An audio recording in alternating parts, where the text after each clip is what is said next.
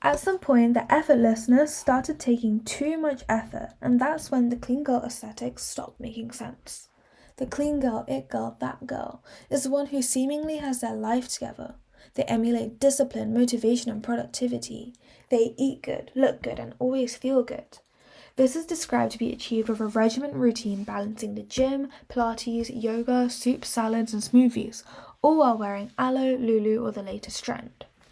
Influential figures who have spearheaded this are Hailey Bieber, Sophia Richie, and Kendall Jenner. So let's talk about why this era is ending and what is replacing it. And I think Vogue has the answer to that. In 2025, Vogue stated this was a summer without trends.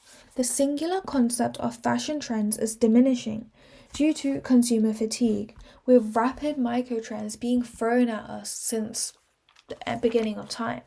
We had brat summer, coquette aesthetic, mob wife aesthetic, coastal granddaughter, Barbie cool, polka dots, butter yellow, stripes.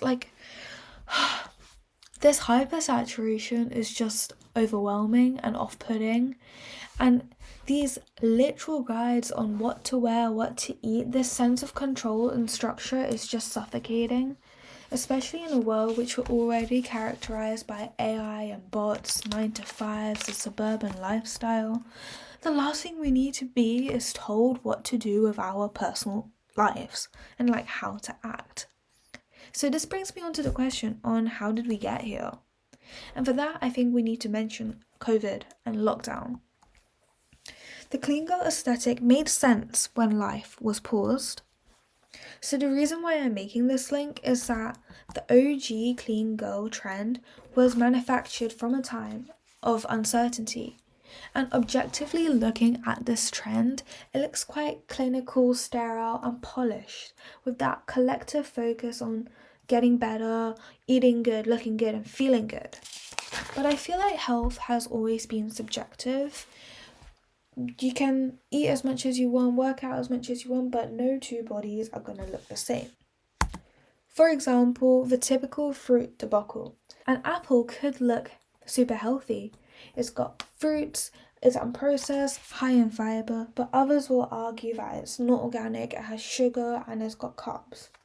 So you see, as society with access to so much information, we are still so uneducated on the whole idea of health and fitness and wellness.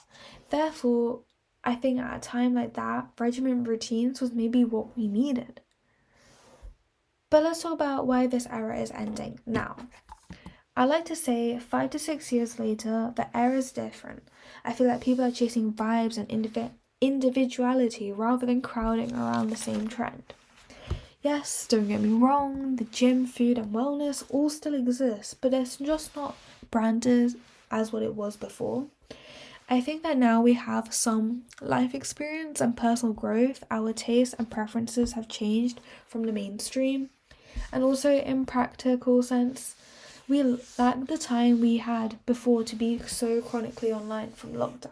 I mean, we're either doing exams or we've got a job or maybe we have kids. And that idea of being a clean girl, it girl, that girl 100% of the time is just not possible. It's just unrealistic. So what I'd like to say is that the clean girl aesthetic is not ending because it failed, but rather it's ending as the job is done. It gave us the control when the world felt uncertain, structure when life felt overwhelming, and something to simply hold on to. But we are not in that moment anymore. Now we are living fuller lives, offline more often, and learning that health, beauty, and success do not look the same on everyone. Personal style isn't about following instructions, it's about reflection. And maybe the end of the clean girl era isn't a loss at all. Maybe it's proof that we're finally choosing to show up as ourselves. Thank you.